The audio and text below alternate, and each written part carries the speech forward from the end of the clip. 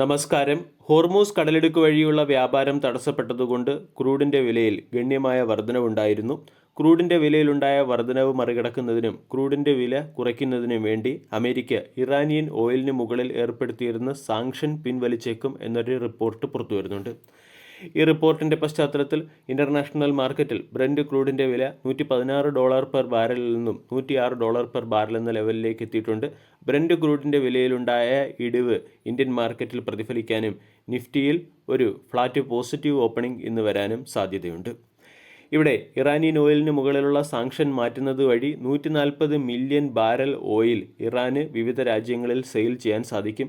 വിവിധ കടലുകളിൽ അല്ലെങ്കിൽ ഷിപ്പുകളിൽ കുടുങ്ങിക്കിടക്കുന്ന 140 മില്യൺ ബാരലുകൾക്ക് മുകളിലുള്ള സാങ്ഷനായിരിക്കും അമേരിക്ക പിൻവലിക്കുക.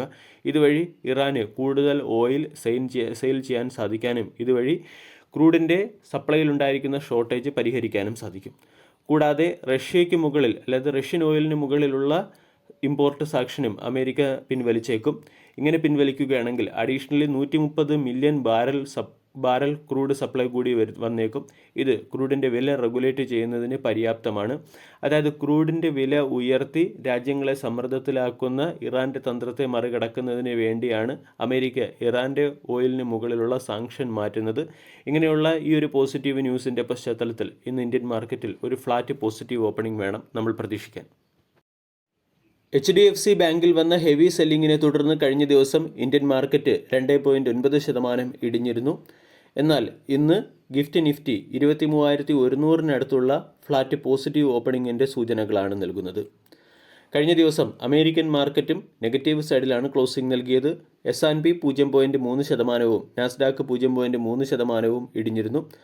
ഹോർമൂസ് കടലിടുക്ക് വീണ്ടെടുക്കുന്നതിന് വേണ്ടി US-നെ ഇസ്രായേൽ സഹായിക്കും എന്നുള്ള ഒരു സ്റ്റേറ്റ്മെൻറ്റാണ് ഇടിഞ്ഞ അമേരിക്കൻ മാർക്കറ്റിൽ ഒരു റിക്കവറിക്ക് പിന്നിലെ പ്രധാന കാരണമായി പ്രവർത്തിച്ചത്.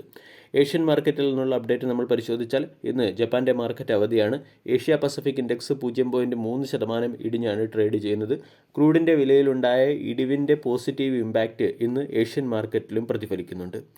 ഇനി ചില പ്രധാനപ്പെട്ട സ്റ്റോക്കുകളിൽ വന്ന ലേറ്റസ്റ്റ് അപ്ഡേറ്റിലേക്ക് കടക്കാം. ഒന്നാമത്തേത് JK സിമെൻറ്റ് ആന്ധ്രാപ്രദേശിലെ ഡൊമർ നന്ദ്യാല ബ്ലോക്കിൻ്റെ പ്രിഫറബിൾ ബിഡറായി മാറിയിട്ടുണ്ട്. അതുകൊണ്ട് JK സിമെൻറ്റ് എന്ന സ്റ്റോക്കിനെ ഫോക്കസ് ചെയ്യാം.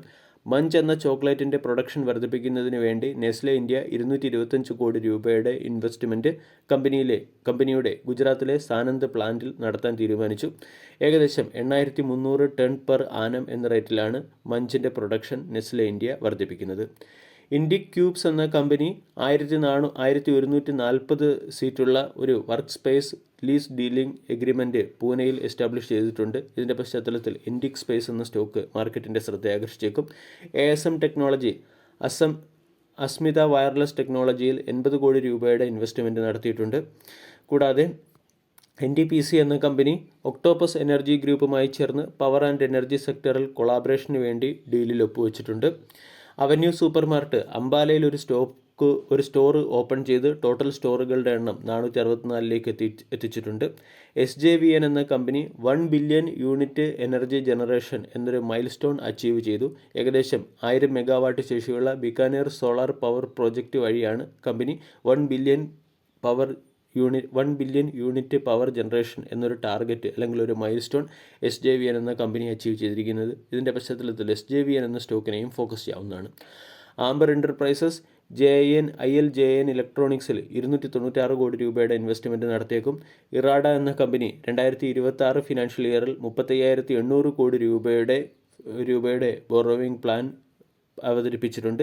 2027 ഫിനാൻഷ്യൽ ഇയറിൽ 40,000 കോടി രൂപയുടെ ബോറോവിംഗ് പ്ലാനാണ് കമ്പനി ലക്ഷ്യമിടുന്നത്.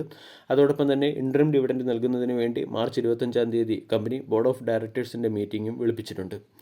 കൂടാതെ JSW സിമെൻറ്റ് എന്ന സ്റ്റോക്കിനെയും ഇന്ന് ശ്രദ്ധിക്കാവുന്നതാണ്. രാജസ്ഥാനിൽ 2.5 മെട്രിക് ടൺ പെർ ആനം ശേഷിയുള്ള ഒരു greenfield grinding plant company commission ചെയ്തു. അതുകൊണ്ട് സ്റ്റോക്കിനെ ഫോക്കസ് ചെയ്യാം.